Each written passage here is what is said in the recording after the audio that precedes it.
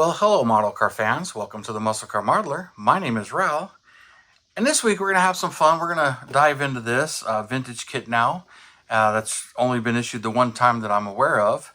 And before we do that, let's jump into a quick little thank you to our sponsor, Hobby Nut Models, and please check them out for the latest kits and offerings. He's stocking up. There'll be a link in the video description below. But let's take a look at this vintage kit. It's one that I don't know why, when I come to think about this particular one, it became a holy grail of mine at one time where I was just dying to find this kit for whatever reason. And, you know, we all have that holy grail kit, that one that is hard to find and you kind of just lust after it. And like many of you, I've had a number of those. Some that I perceived for a long time that I could never afford. Others, it was, I couldn't find them. And when I did find them, I couldn't afford them. So I know what that's like. And this was one of those for me. But it's kind of funny for me to think back when this kit was new. And I keep thinking, I remember seeing it on the shelves, but it didn't excite me back then, as I was just getting into models and stuff. But at the time, some of these cars and what excited me. So, I was getting into model building, and like this one was probably still around. You'd see it here and there, but this kit is like from '84. It's an '84 Mustang convertible. It says right here '83 Monogram models.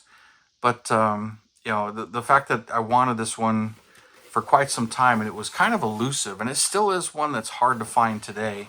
And I had many of you guys, mention it when I built one on the channel early on, and I'll get to that one here in a second. But like I said, this one, it's weird thinking about the early days and how impressionable I was on model kits and cars, and seeing the '87s coming out with the smooth headlights and rounded stuff, and really starting to get into cars and being raised forward. My dad had the Thunderbirds and everything, so seeing a lot of these fairly new, the newest ones driving around, and everything had square headlights at the time, so starting to see the molded headlights of the Fox bodies after this, and on the Thunderbirds too. And remember, my dad drove T-Birds, so I got dropped off quite a bit in my mom's old station wagon, which is mine. And then my dad's 58 and 59 Thunderbirds, getting dropped off in school in those. And I was starting to realize that's a unique car. Nobody else that I knew of in school, parents drove anything like that, with all this chrome on it, the fins, just the sheer look of them. It was just different. So I knew what my dad drove was different. So it was kind of fun for me to start to realize that. And my dad had, 2, 3 of them at the time. And, to me, I saw, 3 of them every day, but nobody else had them. And, I was starting to realize that. But the modern cars with hardly any chrome and sleek and the whatnot, that was kind of neat to see those too. But, getting into this one, and I'll really dive into this particular kit. But later on, in my modeling things, and, about 2010 was when I was really hot. And then I'd shown this one on the channel. This is what I wanted to build after knowing a lot of my Mustang history, was building this particular version, the GT350, the anniversary edition. Because, when I'd seen one of these in the magazines and stuff, this was cool. All white, the red stripes, the Shelby GT350. But at the time, I didn't know that this was not a Shelby, that it was just a 20th anniversary. But I'd wanted to build this car, and I knew that Keith Marks made the decals. In 2010, I found a rebuilder off of eBay. I purchased that. I do not remember what I paid for it, but this is what I started with, these 2 pictures here. And I eventually stripped it and built this car slowly, and had the wheels re-chromed, because the chrome on that was shot. But it wasn't perfect, but it was, what I wanted. The biggest challenge was making this front bumper, which I'll show you what the kit comes with if you're not familiar with it. So, there's a video of this particular build. It's pretty much stock as far as 90% of it, other than the decals, which unfortunately Keith Marks isn't making decals anymore. He closed up shop, but like I said, I got this in 2010, and it was slowly built and ended up sitting for quite a number of years. And I did finish it on the channel, and it was mainly because I didn't know how to do this front end. So I'll get into a little bit of tips on that. But it was hard to get.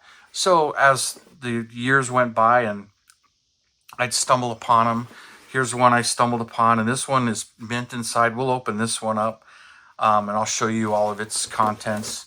And there's a second one that I'd run into, and I was getting ready to start building this one.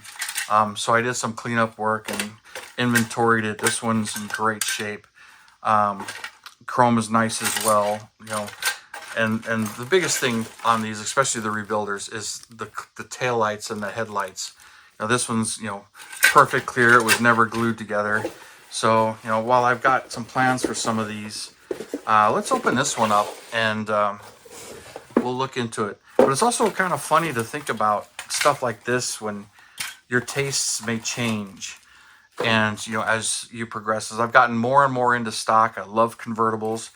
And I drove a 92 brand new right off the showroom floor in a parade. That was fun. I shared that story on one of my builds, and I built a model of that car, but I don't have it anymore. But I never had this one, the 4i, and it's one that I really, really wanted and knew about the kit, but it was just just a little hard to find. But because of that, here we go, got it all open.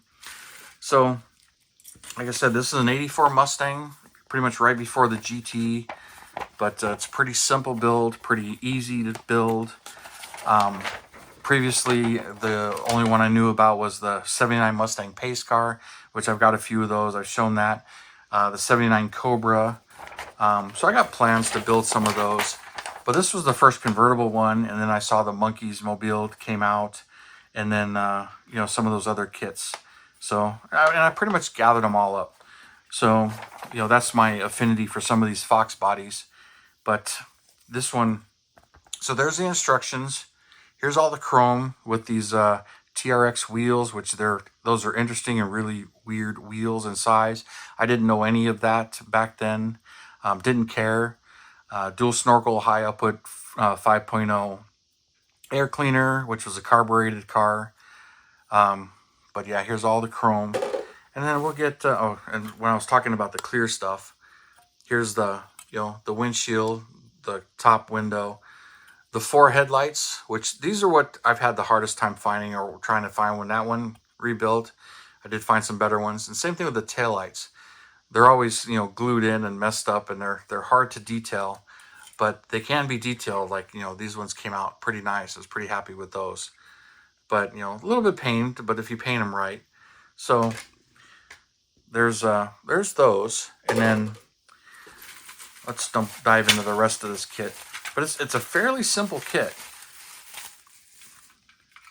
So here's our very nice, this is the first time this has been opened, by the way, this particular one. But it's a really nice body. All right, 5.0, then Mustang GX and the Ford emblem right here. The GX didn't last much longer. It was replaced. There was the LX and the GT. I think the GX was meant to be the GT, but it's not. So not 100% sure where that falls into the line, but it was kind of a nice top model. But so nice body and everything. Then the interior tub and the console, the door panels, simply molded. I mean, this was Monogram of the time, 80s, but really nice, And then here's the up top and the convertible boot, which you've seen on this one. This one's painted white and black, but it is unpainted. So kind of nice to see all this stuff on the trees. Typical chassis for the time. And the front suspension, kind of simple, but if you paint it and detail it, it can really pop.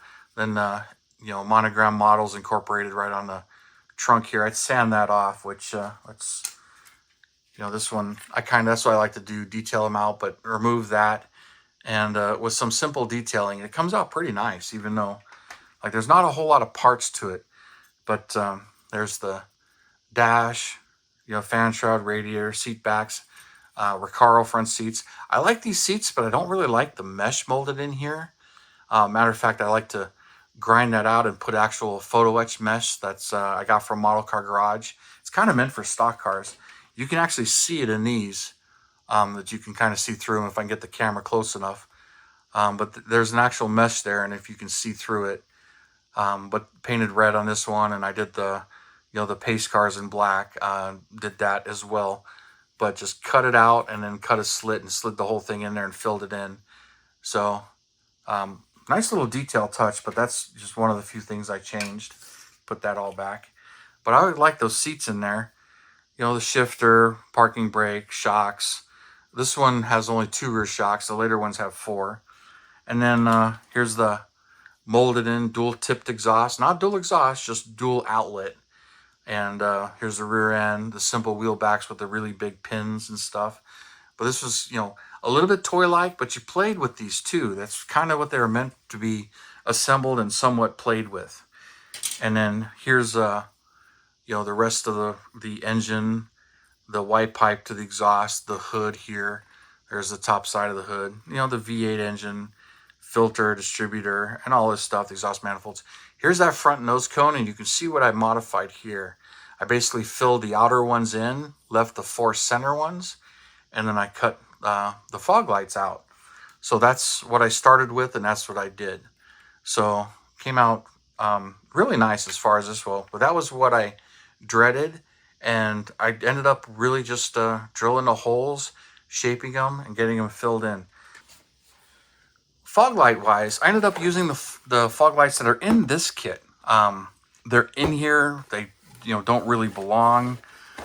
They're shown on the box of the Black Rat right here, the Street Rat, which I built that as a kid and loved it, and I've got that kit as well. But this one just happens to be handy right here. But that's where the fog lights came from. But they're in the variants of that, so even though they're not used and they're really only technically for the street machine version, but that's what's in there. So it's just kind of funny to think about the kits back then, and what a holy grail kit is to some people, and for me this was one of them for sure. And now I've got 3 of them, which I never thought, especially back then, that I would have 3 of them. But a lot of the holy grail kits I never thought I would have, I have now. So when it comes to that stuff, it's don't stop dreaming. Dream about what you're hoping to get. Keep an eye open and be patient. The rebuilder came my way, and I did eventually build it into this. Then I got the opportunity to buy another one, and that's what success is. That's all success really is. The definition of success is when opportunity and preparedness meet.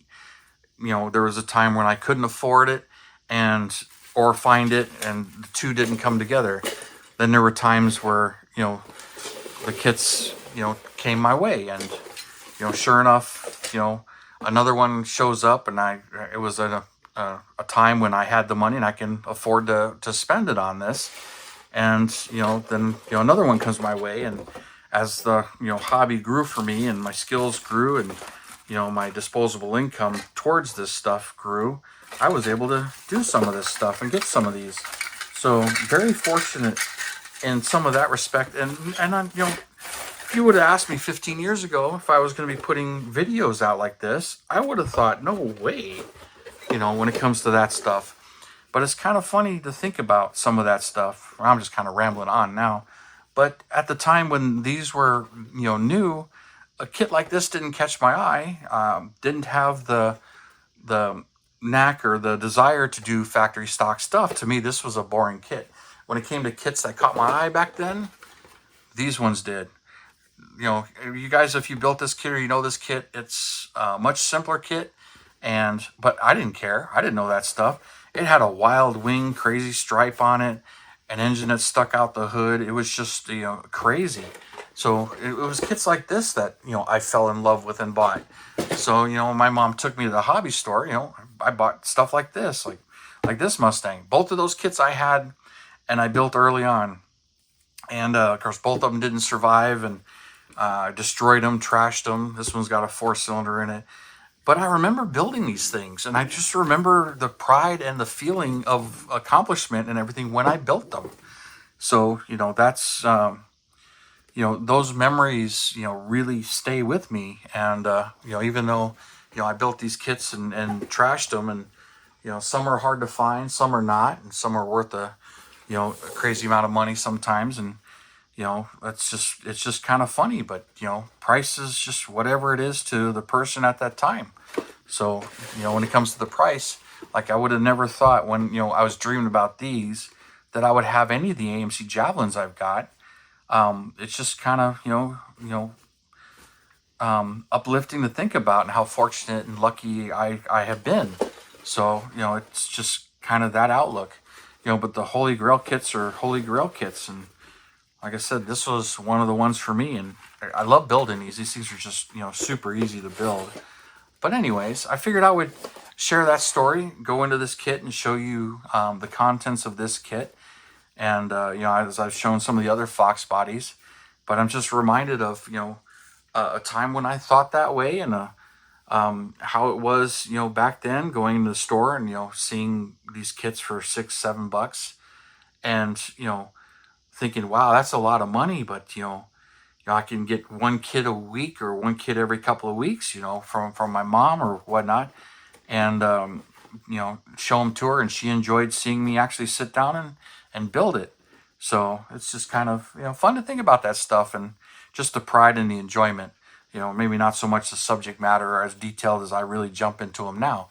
But anyways, you guys, I'm going to, stop right there and move on and, start daydreaming about how I was planning on building these. I've got some other ideas, but, love to see how you guys would build them, and, how many of you guys, appreciate or like a kit like this. But I know you guys like sharing these old vintage kits with you guys. So thanks for tuning in, subscribing, and sharing, and all your comments. I really do appreciate it. You guys have a wonderful weekend, and I'll see you next time.